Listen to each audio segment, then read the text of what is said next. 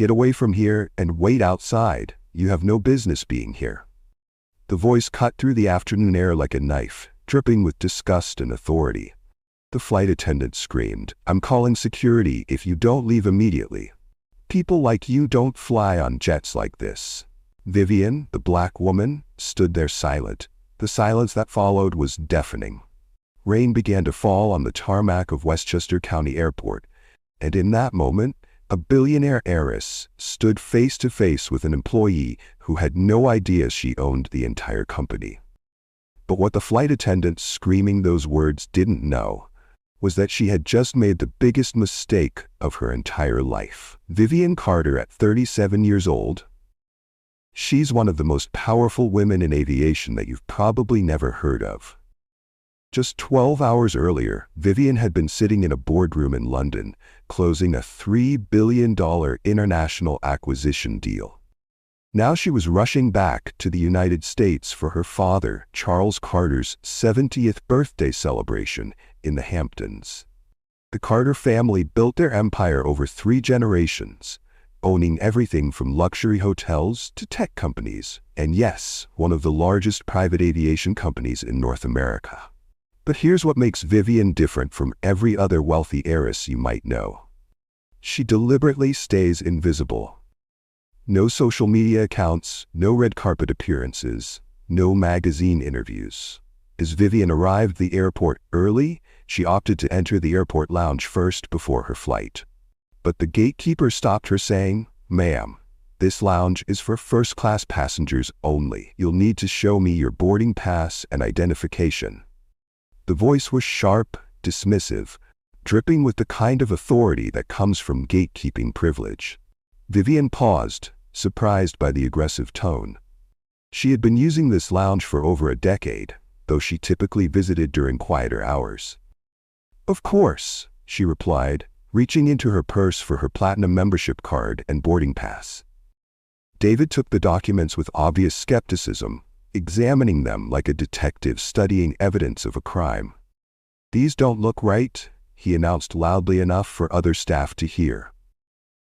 "I'm sorry, but these credentials don't look right. Are you sure you're supposed to be here?" "Ma'am, I'm going to have to ask you to wait outside while we verify your credentials. This lounge is for our most exclusive clientele." "I assure you my credentials are authentic," Vivian replied, her voice maintaining its composure despite the public humiliation. "Ma'am, do you understand what kind of facility this is?" David continued, warming to his subject. "This lounge has a $50,000 annual membership fee. Our clients are Fortune 500 CEOs, heads of state, Hollywood royalty. They pay for exclusivity and privacy." As if to prove his point, a white man in his 60s wearing casual golf attire approached the lounge entrance. David's demeanor immediately transformed. "Good afternoon, Mr. Patterson. Right on time for your flight to Miami. Please go right in. No requests for identification, no questioning of credentials, no lectures about exclusivity." The contrast was stark and intentional. "You see," David said, turning back to Vivian, "that's what our typical clientele looks like. Now I'm going to need you to wait outside while I verify these suspicious documents." "Wait outside?" Vivian repeated, rain beginning to fall through the terminal's glass ceiling. "Yes, ma'am. For the security and comfort of our legitimate members, I cannot allow you inside with questionable credentials." For 25 minutes, Vivian stood outside the lounge in the rain while David made a show of verifying her credentials. Other wealthy passengers, all white, came and went without any scrutiny. The message was clear. Her race disqualified her from belonging in this space, regardless of her actual membership status or wealth. "Ma'am," David finally announced, "I've decided to allow you access on a provisional basis because of the rain. But I want you to know that we'll be monitoring your behavior closely." The condescension was breathtaking. David was granting permission for Vivian to enter her own company's lounge, as if he were doing her a tremendous favor. As Vivian finally entered the lounge, soaked from the rain and humiliated by the public spectacle, she processed what had just happened. This wasn't just individual prejudice. This was systematic discrimination happening in her own company. After leaving the lounge, Vivian approached the sleek, white private jet worth $12 million, her designer heels clicking against the wet tarmac. She carried herself with the quiet confidence that only comes from true power. She had no idea she was walking into the most humiliating 15 minutes of her entire life. Standing at the aircraft's entrance was Stephanie Williams, a senior flight attendant who'd been with Carter Aviation Group for 5 years. Stephanie had developed quite an attitude during her time with the company, believing that working on private jets somehow made her part of the elite world she served. She'd grown comfortable making snap judgments about who belonged in her luxurious workplace and who didn't. The moment Stephanie saw a black woman approaching her precious private jet, her mind was made up. Despite Vivian's obvious elegance, her expensive luggage, and her confident demeanor, Stephanie had already decided this woman was in the wrong place. "Excuse me," Stephanie called out, stepping directly into Vivian's path. "This is a private aircraft. You can't just walk up here." Vivian paused, looking up at Stephanie with calm eyes. "I'm here for the flight to Westchester," she replied evenly, reaching into her purse for her boarding credentials. But Stephanie wasn't interested in seeing any documentation. "Ma'am, you don't look like the type of person who flies private. Are you sure you're not supposed to be at the commercial terminal? It's about a mile that way." The words hung in the air like poison. Around them, ground crew members stopped what they were doing. Captain Robert Hayes heard every word through his open cockpit window, but chose to look away. Marcus Thompson, the ground operations supervisor, looked up from his checklist with growing concern. Jennifer Kim, a junior ground crew member, watched in horror as this elegant woman was being publicly humiliated. "I have my boarding pass right here," Vivian said calmly, pulling out her documentation. Stephanie barely glanced at it. "These could be fake. Do you have any idea how much it costs to charter this aircraft? $75,000 per flight. Does that sound like something you can afford?"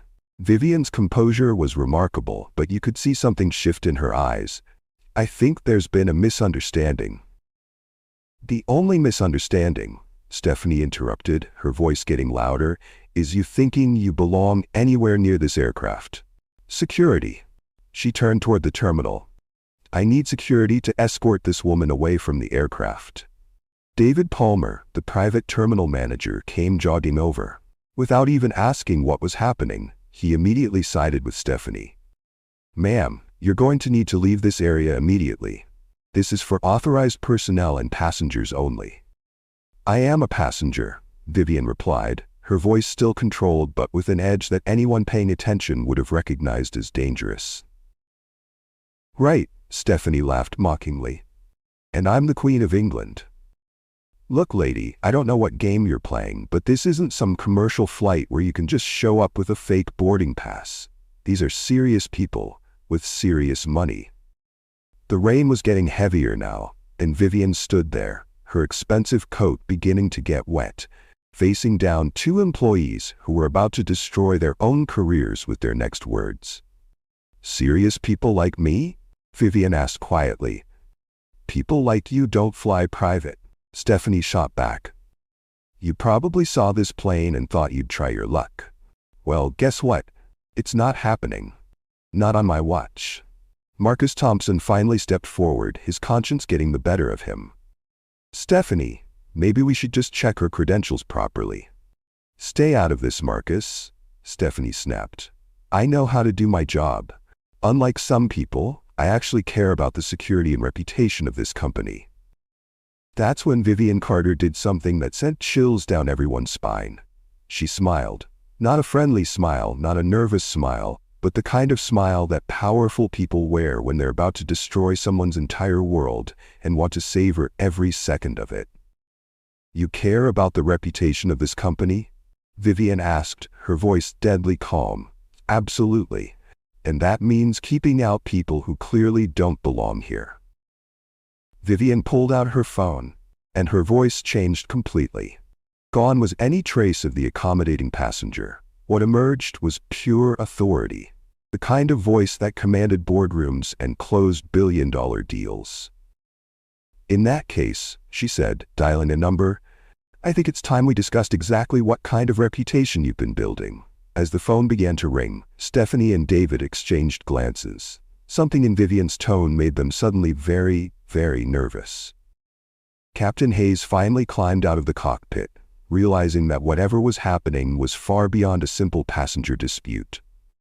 Tyler Brooks, the co-pilot, followed closely behind, his face pale with worry.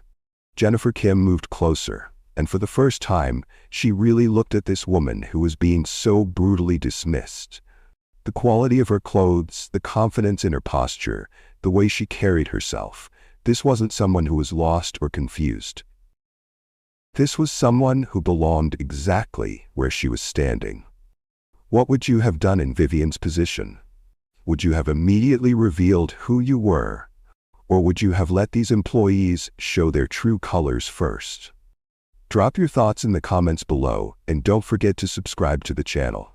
As Vivian's phone call connected, Stephanie Williams and David Palmer were about to learn a lesson about assumptions, respect, and consequences that would haunt them for the rest of their lives. The woman they had just humiliated, dismissed, and threatened to have arrested was about to reveal exactly who she was. "Hello," Vivian said into the phone, her eyes never leaving Stephanie's face. "This is Vivian Carter, and I need to speak with the board of directors, immediately." The color drained from Stephanie's face. The name Carter in aviation circles meant only one thing. But it couldn't be. Could it? The name Carter hung in the air like a thunderclap, but Stephanie Williams was too blinded by her own prejudice to understand what she had just heard. Instead of backing down, instead of questioning her assumptions, she doubled down on the biggest mistake of her entire career. "Carter?" Stephanie scoffed, her voice dripping with mockery. "Oh, so now you're claiming to be related to the Carter family? What's next? Are you going to tell me you're the Queen of England too?" Vivian's finger hovered over the end call button on her phone. For a moment she considered hanging up and walking away. After all, she had learned what she needed to know about the culture in her own company. But something in Stephanie's tone, the sheer audacity of her dismissal, made Vivian this wasn't just about one ignorant employee. This was about a system that needed to be completely dismantled. "Actually," Vivian said, placing the phone back to her ear, "hold that call for just a moment. I want to give these employees one more chance to show me who they really are." "Ma'am," Stephanie continued, her voice getting louder and more aggressive, "I'm going to need to see some real identification. And I mean real identification, not some fake documents you printed at home." Vivian reached into her purse and pulled out her driver's license, her black American Express Centurion card, and her company identification. She handed them to Stephanie with the patience of someone who had dealt with ignorance her entire life. Stephanie barely glanced at the documents before handing them back dismissively. "These could be fake too. Do you know how easy it is to get fake IDs these days? I've seen it all before." The irony was breathtaking. Here was a woman making $70,000 a year, questioning the credentials of someone who could buy and sell the entire airport without checking her bank balance. But Stephanie's prejudice had completely blinded her to reality. David Palmer, the private terminal manager, had been watching this exchange with growing smugness. In his mind, Stephanie was handling a difficult situation perfectly. He approached with the swagger of someone who believed his authority was absolute. "Is there a problem here, Stephanie?" he asked, though his tone made it clear he had already decided who was in the wrong. "This woman is trying to board a private aircraft with what appear to be fraudulent documents," Stephanie explained. "She's claiming to be part of the Carter family." David looked Vivian up and down with undisguised contempt. "The Carter family? Really? Ma'am, I've worked in this private aviation for 15 years. I know what wealth looks like, and you're not it." The statement was so absurd, so completely wrong, that Vivian almost laughed. Here was a man who made $80,000 a year telling a billionaire heiress that she didn't know what wealth looked like. But Vivian's training in maintaining dignity under pressure held firm. "What exactly does wealth look like to you?" Vivian asked quietly. "Well, for starters," David said, warming to his subject, "wealthy people don't just show up at airports alone. They have assistants, bodyguards, entourages. They don't carry their own luggage. They certainly don't stand around arguing with staff." As if to prove his point, at that exact moment, a white man in his 60s approached another private jet about 50 yards away. He was wearing khakis and a polo shirt, certainly not dressed any more expensively than Vivian. But the difference in how he was treated was striking. No questions about identification. No demands to see boarding passes. No lectures about who belonged on private aircraft. Mr. Patterson, who Vivian later learned was worth about $50 million, a fraction of her family's wealth, was treated like royalty simply because he was white and male. The contrast was so stark, so blatantly discriminatory, that even some of the ground crew began to shift uncomfortably. Marcus Thompson, the operations supervisor, had been watching this entire exchange with growing horror. Marcus was a good man who had worked his way up from the bottom, and he knew injustice when he saw it. "Stephanie," Marcus said carefully, "maybe we should call the main office to verify." "Marcus, I told you to stay out of this," Stephanie snapped. "I don't need you questioning my judgment. This woman is clearly trying to scam her way onto a private aircraft, and I'm not going to let it happen on my watch." But Marcus wasn't the only one growing uncomfortable.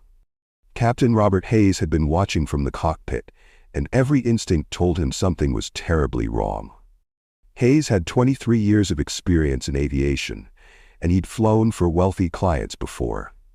There was something about Vivian's composure, her quality of dress, the way she carried herself, that screamed authenticity. Yet Hayes did nothing. Like so many people who witness injustice, he told himself it wasn't his responsibility. He was just the pilot. Personnel issues weren't his department. He had a pension to think about, a family to support. Getting involved in a confrontation between crew members and passengers was above his pay grade. The only person who seemed to recognize the gravity of what was happening was Jennifer Kim, a junior member of the ground crew who had been with the company for only 8 months. Jennifer had an eye for detail and a sense of fairness that her supervisors had already noticed.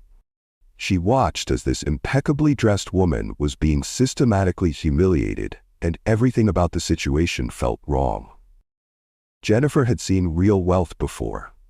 Her previous job had been at a luxury hotel where she'd interacted with billionaires on a regular basis. She knew what old money looked like, how it dressed, how it moved through the world. And everything about Vivian Carter screamed authentic wealth. The way Vivian's clothes fit perfectly without being flashy, the understated elegance of her jewelry, the quality of her luggage, expensive but not logo-heavy. Even the way she spoke, with the kind of diction that came from the best private schools money could buy. This wasn't someone pretending to be wealthy. This was someone who had been raised in wealth from birth. But Jennifer was just a junior employee. Who was going to listen to her opinion about passenger credentials? As the confrontation continued to escalate, Vivian felt something she hadn't experienced in years. Powerless rage. Not because she couldn't handle the situation. She had enough money and influence to destroy everyone involved without breaking a sweat. The rage came from the recognition that this was happening to her. It was probably happening to countless other people who didn't have her resources to fight back. So Vivian made a decision that would change everything. Instead of immediately revealing her identity and ending this humiliation, she would let it continue. She would document every word, every action, every moment of discrimination. And then she would use it to burn down the toxic culture that had allowed this to happen. "Ma'am," David Palmer said, his voice taking on an authoritative tone, "I'm going to have to ask you to leave the private terminal area entirely. You're disrupting our operations, and our clients pay premium prices for privacy and exclusivity." "Disrupting your operations?" Vivian repeated. "By standing here quietly with my boarding credentials?" By refusing to accept that you don't belong here. Stephanie interjected. Look, I'm sure you're a very nice person, but this aircraft is reserved for high-net-worth individuals. You might want to check with the commercial airlines. I hear JetBlue has some very nice flights. The condescension in Stephanie's voice was breathtaking. She was speaking to Vivian like she was a confused child who had wandered into the wrong part of the airport. Meanwhile, the rain was getting heavier, and Vivian was still standing outside, being systematically excluded from boarding her own aircraft. High-net-worth individuals, Vivian repeated thoughtfully. And you've determined that I'm not one of those based on what exactly? Stephanie and David exchanged a look that said everything about their assumptions. They didn't need to voice what they were thinking. Their expressions made it crystal clear. In their minds, a black woman, regardless of how she was dressed or how she carried herself, simply couldn't be wealthy enough to afford private aviation. Based on experience, David said finally. When you've worked in this industry as long as we have, you develop an eye for these things. What Stephanie and David didn't realize was that their experience was actually a systematic pattern of racial profiling that had been going on for years. They had become so comfortable with their prejudices that they no longer even recognized them as prejudices. In their minds, they were just doing their jobs, protecting their wealthy clients from undesirable intrusions. But their comfortable world was about to come crashing down. Jennifer Kim couldn't take it anymore. Despite her junior status, despite the risk to her own career, she walked over to where Vivian was standing. "Ma'am," Jennifer said quietly, "I'm so sorry about this. Is there anything I can do to help? Maybe I could call the main office to sort this out?" It was a small gesture, but it meant everything to Vivian. In the midst of this systematic humiliation, here was one person who recognized basic human decency. One person who was willing to risk her own position to do the right thing. "Thank you," Vivian said softly. "Your kindness means more than you know. But I think this situation needs to play out exactly as it's happening."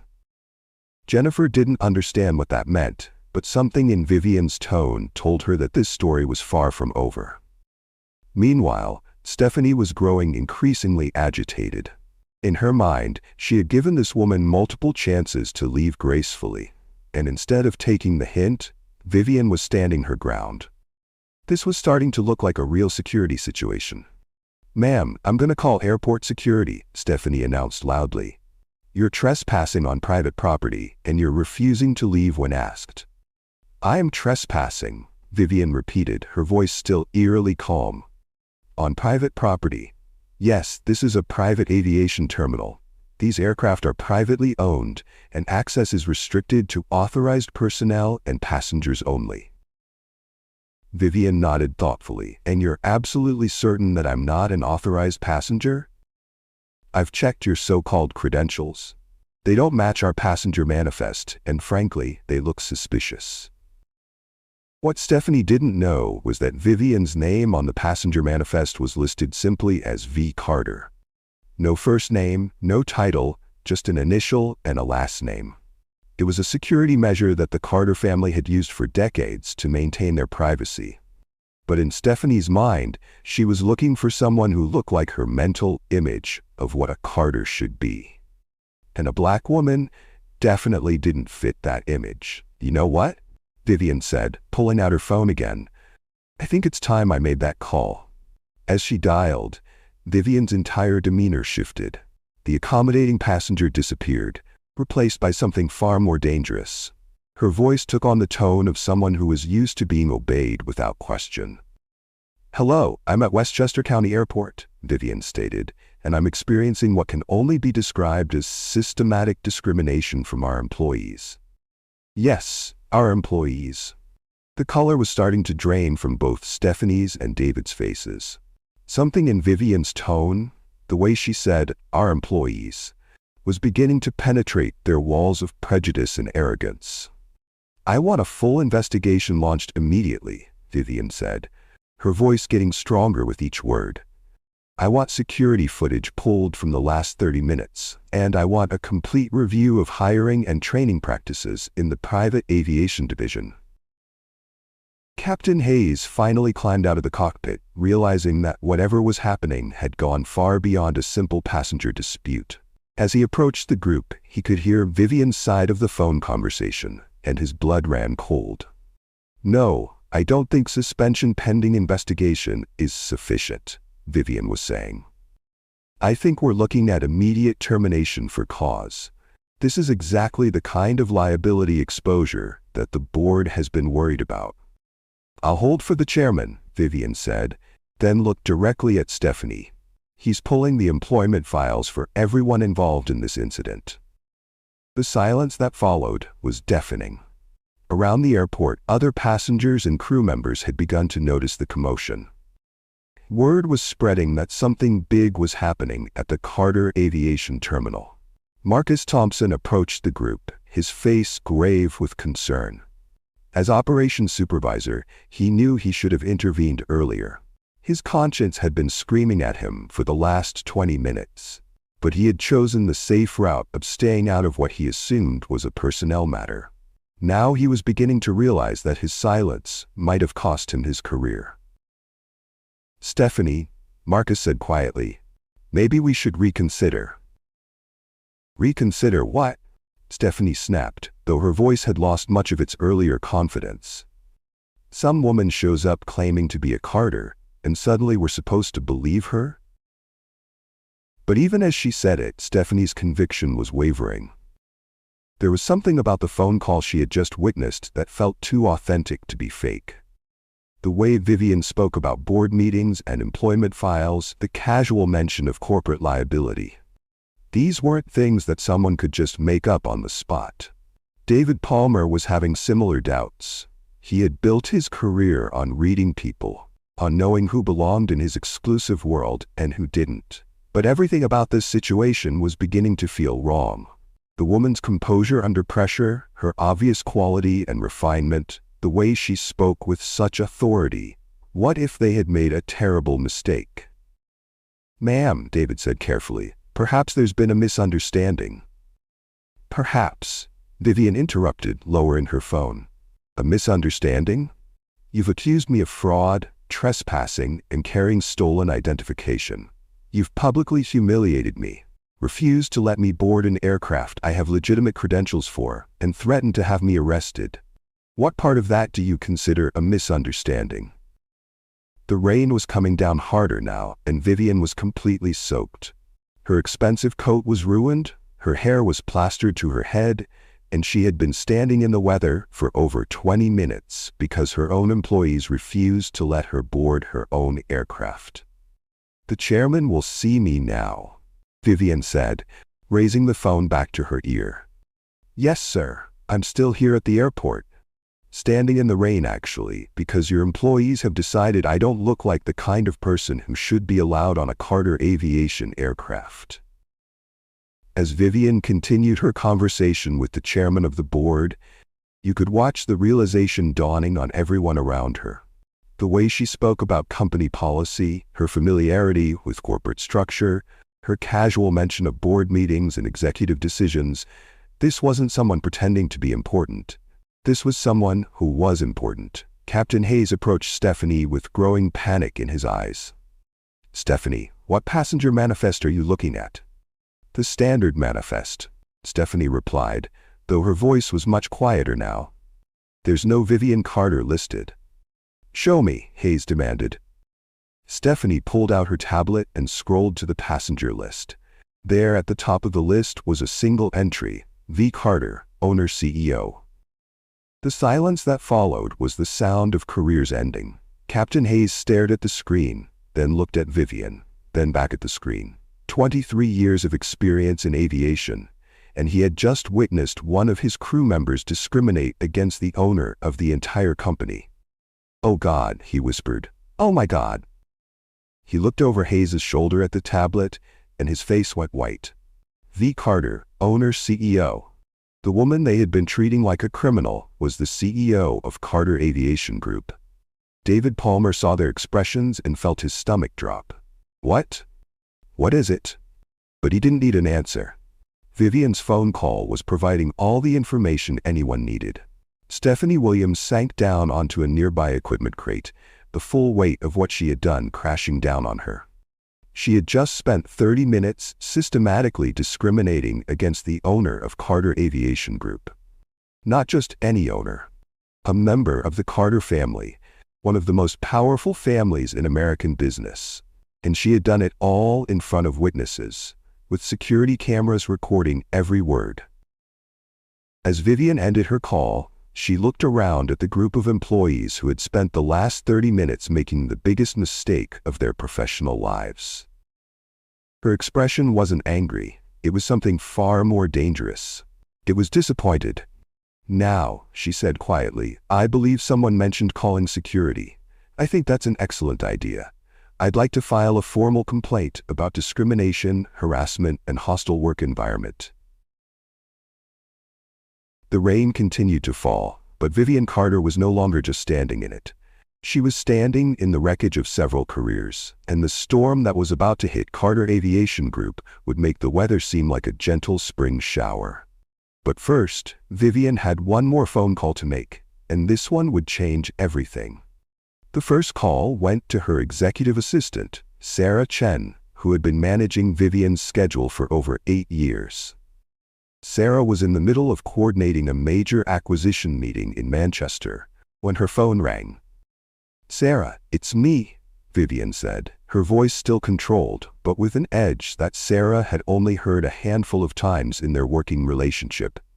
Cancel the Manchester meeting immediately. Cancel it? Sarah's voice showed her surprise. This was a $3 billion deal that had been in the works for months. Vivian? Are you sure? The entire European board is flying in. Cancel it, Vivian repeated firmly. We have a situation that requires immediate attention. A situation that could destroy this company's reputation if it's not handled properly. Sarah knew better than to ask questions when Vivian used that tone. Consider it done. Anything else you need? Clear my schedule for the next week. We're going to be rebuilding our entire corporate culture, and it starts today. As Vivian ended the first call, Stephanie Williams was still standing nearby, her confidence beginning to waver.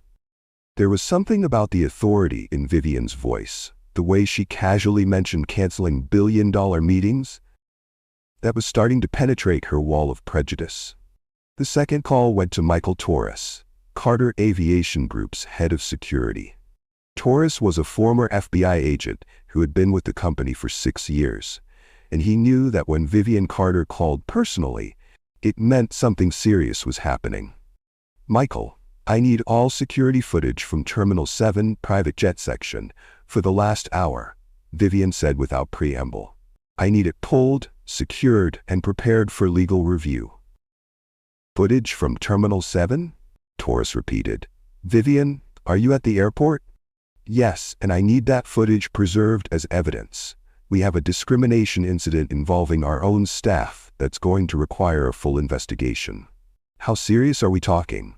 Career-ending serious, lawsuit serious, federal discrimination complaint serious. Torres's voice became all business. I'll have the footage secured within 10 minutes. Do you need a security team at your location? Not yet, but have a team standing by. And Michael, I want the footage reviewed by our legal team before anyone else sees it. This is going to be a textbook case of workplace discrimination. As Vivian ended the second call, Captain Hayes finally climbed out of the cockpit. He approached the group just as Vivian was dialing her third number. This call went to her brother Marcus Carter, who served as the company's chief operating officer.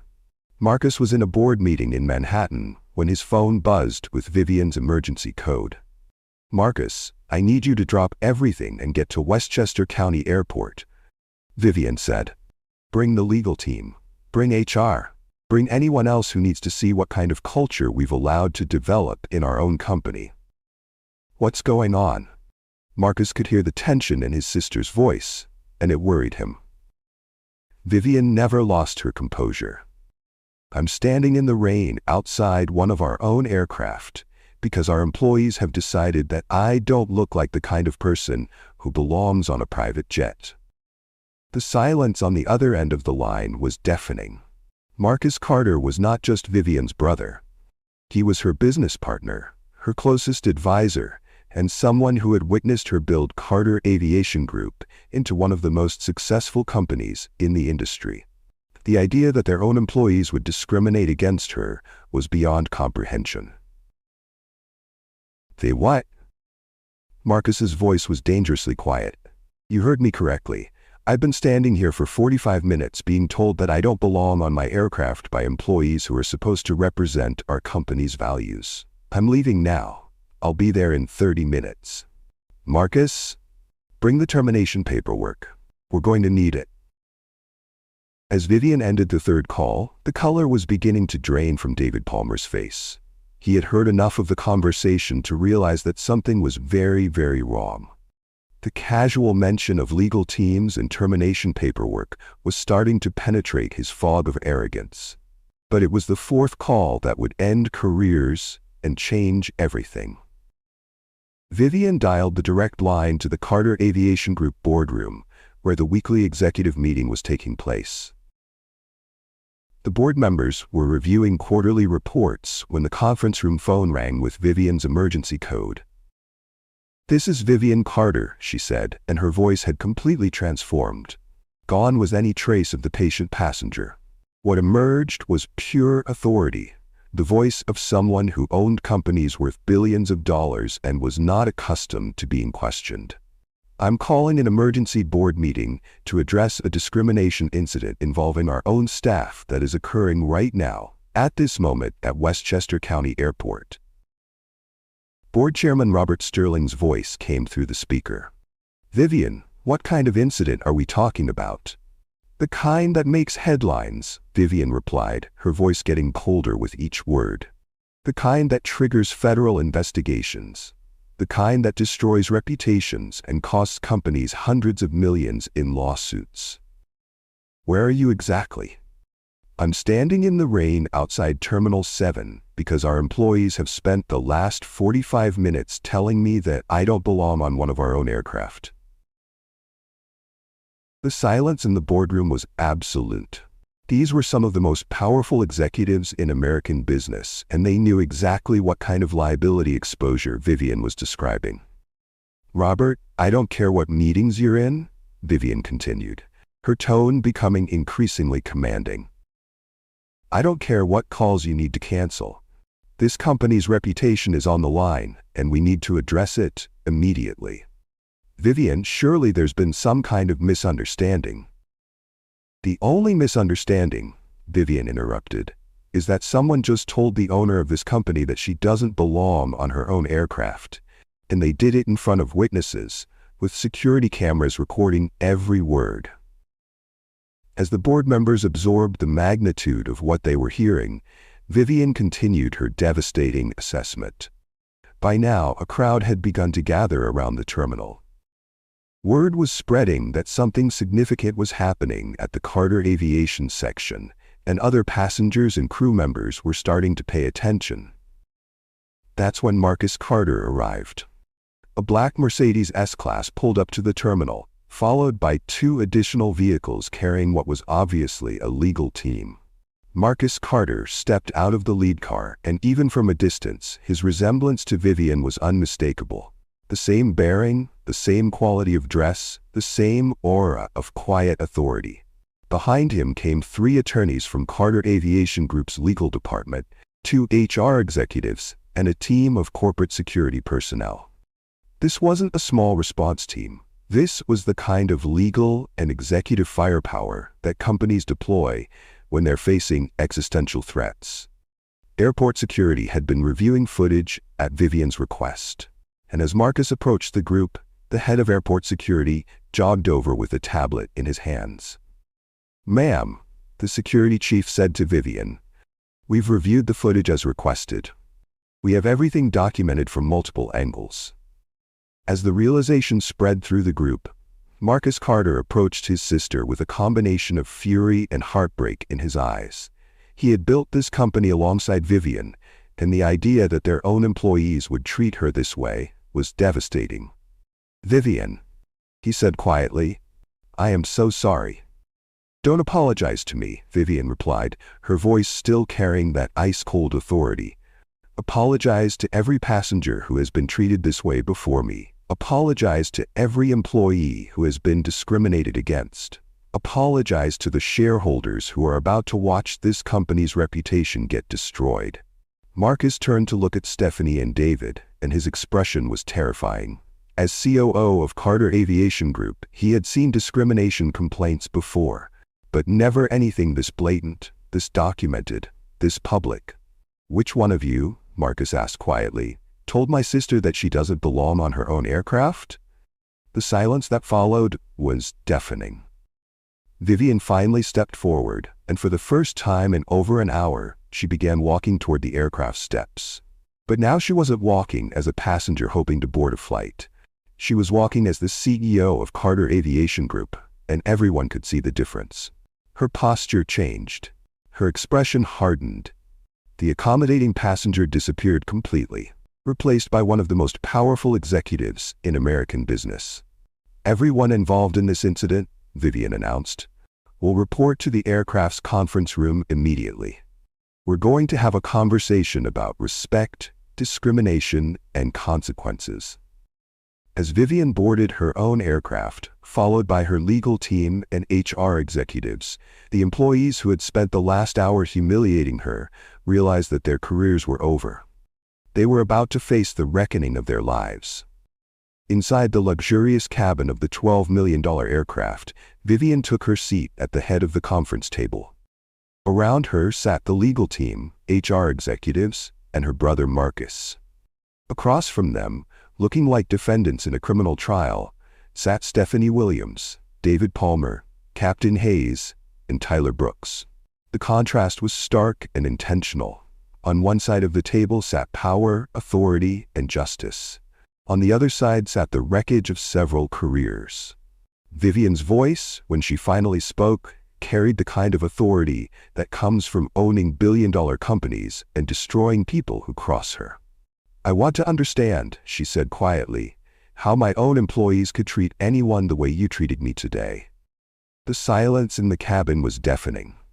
"Stephanie," Vivian continued, turning her gaze to the flight attendant who had started this entire nightmare, "I want you to explain to me exactly what you saw that made you think I didn't belong on this aircraft." Stephanie's voice, when she finally found it, was barely a whisper. "Ma'am, I thought." "You thought what?" Vivian's voice was deadly calm. "That a black woman couldn't possibly afford private aviation? That wealth has a particular color? That you could judge someone's net worth by looking at them?" I didn't know who you were." Vivian leaned forward, and her response would become legendary in business schools for years to come. "That's exactly the problem," she said. "You should treat everyone with respect, regardless of who they are. The fact that you only regret your behavior because of who I am proves that you've completely missed the point." The devastation in Vivian's voice was more powerful than any shouting could have been. This wasn't just about one incident of discrimination. This was about a culture that had allowed such behavior to flourish. "David," Vivian turned to the terminal manager, "you told me that you know what wealth looks like. You said I wasn't it. I want you to explain that assessment to my legal team." David Palmer looked like he was going to be sick. "Miss Carter, I sincerely apologize. If I had known—" "If you had known what?" Vivian interrupted. "That I was the owner? That I was wealthy? That I was important?" "David, the problem isn't that you didn't know who I was. The problem is that you think it should matter." As the interrogation continued, other incidents began to come to light. Stephanie was forced to admit that she had made similar assumptions about other passengers in the past. David revealed a pattern of profiling that had been going on for years. Captain Hayes confessed that he had witnessed discrimination before, but had chosen to stay silent. Marcus Carter sat quietly, taking notes and watching his sister dismantle the careers of people who had brought shame to their family name. As COO, he would be responsible for implementing the changes that would prevent this from ever happening again. The security footage, Vivian announced, shows every moment of the last hour. Every discriminatory comment, every assumption, every moment of humiliation. That footage will be reviewed by federal investigators, by our legal team, and by every employee in this company as part of mandatory training. The weight of consequences was beginning to settle on everyone involved. This wasn't going to be a quiet personnel matter handled internally. This was going to be a public reckoning that would reshape the entire industry. Stephanie Williams, Vivian said formally, your employment with Carter Aviation Group is terminated immediately. David Palmer, your employment is terminated immediately. Captain Hayes, you are suspended pending a full investigation. The words fell like hammer blows. Careers that had taken years to build were ending in a single sentence. But Vivian wasn't finished. This incident has exposed a culture problem that goes far beyond individual employees, she continued. We're going to implement company-wide changes that will ensure this never happens again. Every employee will undergo bias training. Every manager will be retrained on our values. And we're going to create reporting systems that protect people from the kind of treatment I experience today. As the meeting concluded and the terminated employees were escorted from the aircraft, Vivian finally allowed herself a moment to process what had happened. She had been humiliated, discriminated against, and treated like a criminal by her own employees. But in the end, she had turned their prejudice into a teaching moment that would reshape her entire company. The rain had stopped, and through the aircraft windows, she could see other passengers and crew members watching nervously. Word of what had happened was already spreading through the aviation industry. By tomorrow, this incident would be front-page news in every business publication in the country. But for now, Vivian Carter was finally going home to her father's birthday party, carrying with her the satisfaction of knowing that she had just made her company and her industry a better place for everyone. The most powerful response to discrimination, she had proven, was simply letting people reveal exactly who they were, and then holding them accountable for it. Justice moved swiftly through Carter Aviation Group like a cleansing fire. Within 24 hours of the incident, the corporate world witnessed what happens when discrimination meets real consequences.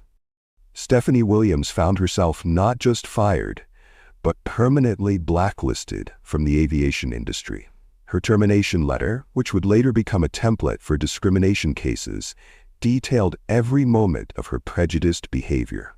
David Palmer suffered the same fate, with the added humiliation of being banned from working with any Carter company ever again. His 15-year career in private aviation ended in a single day. Captain Hayes, despite his 23 years of experience, was suspended indefinitely pending a full investigation. His silence in the face of obvious discrimination cost him everything he had worked for. The real heroes of that day were rewarded just as swiftly. Marcus Thompson, the operations supervisor whose conscience had finally overridden his fear, was promoted to regional operations director. His integrity under pressure had saved his career and earned him Vivian's respect. Jennifer Kim, the junior ground crew member who had shown basic human decency when everyone else failed, found herself offered a management position and a full scholarship to aviation school. But the individual consequences were just the beginning of Vivian's transformation of Carter Aviation Group. Within a week, Vivian had implemented a complete overhaul of company operations. Her commanding presence was felt across every Carter Aviation property as new policies rolled out with military precision. An anonymous reporting system for discrimination was established, managed by an independent third-party firm. Regular undercover assessments by external diversity consultants became standard practice. Every employee, from baggage handlers to executives, was required to complete comprehensive bias training designed by leading experts in workplace equality. The changes weren't just cosmetic, they were revolutionary. Carter Aviation Group became the first major aviation company to implement real-time bias monitoring, where AI systems analyzed customer service interactions for discriminatory patterns. The company also established a victim advocacy program, ensuring that anyone who experienced discrimination would receive immediate support and legal assistance. For Vivian personally, the incident triggered a profound realization. Her family's philosophy of maintaining a low profile while protecting their privacy had inadvertently enabled a toxic culture to flourish unchecked. She made the difficult decision to become more visible in company operations, conducting surprise visits to terminals and speaking directly with frontline employees. When she finally arrived at her father's 70th birthday celebration in the Hamptons, 3 hours late and emotionally drained, Charles Carter took one look at his daughter and knew something significant had happened. As Vivian recounted the day's events, her father's initial anger gave way to profound pride. "You turned the worst day into the best lesson," he told her. "Your mother would be so proud." The birthday celebration itself became an impromptu business school seminar, with 3 generations of Carters discussing how to transform corporate culture from the top down. The family's quiet philanthropy would never be the same.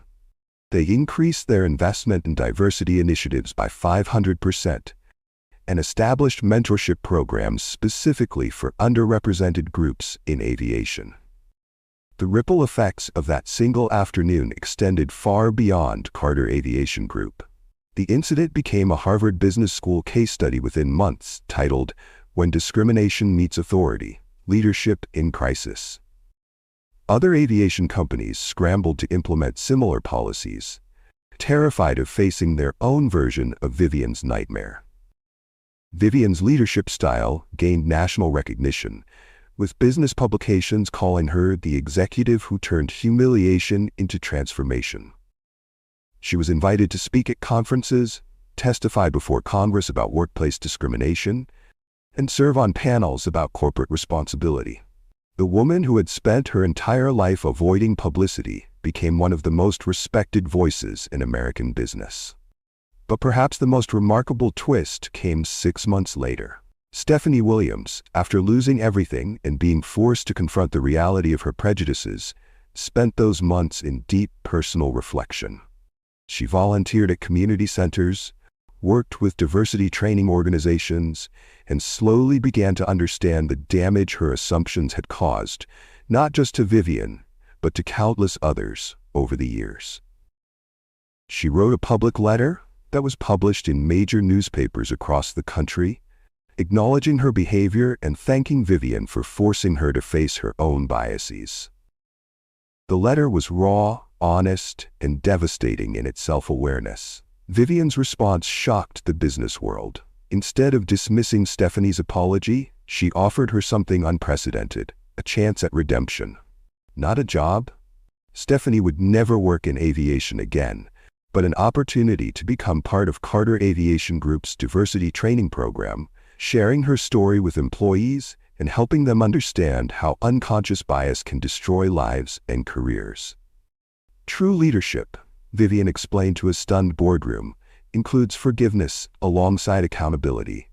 If we're going to change corporate culture, we need people who understand the real cost of discrimination. The program became a model for corporate America. Former discriminators working alongside their victims to prevent future incidents. It was controversial, it was uncomfortable, and it was absolutely effective.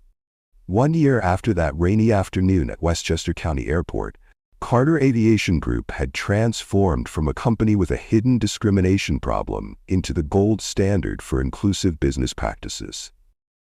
Vivian Carter had proven that sometimes the most powerful response to injustice isn't revenge, it's revolution. And it all started with one woman who refused to back down when someone told her she didn't belong on her own airplane. The Carter family legacy would forever be defined not by their wealth, but by their willingness to use that wealth to create real change. As Charles Carter said in his final birthday speech that night, power without purpose is just privilege, but power with purpose can change the world. Vivian Carter had changed her world, and in doing so, she had changed everyone else's too. If you enjoyed this story, like, subscribe, and share with others so they can learn too. See you in our next video.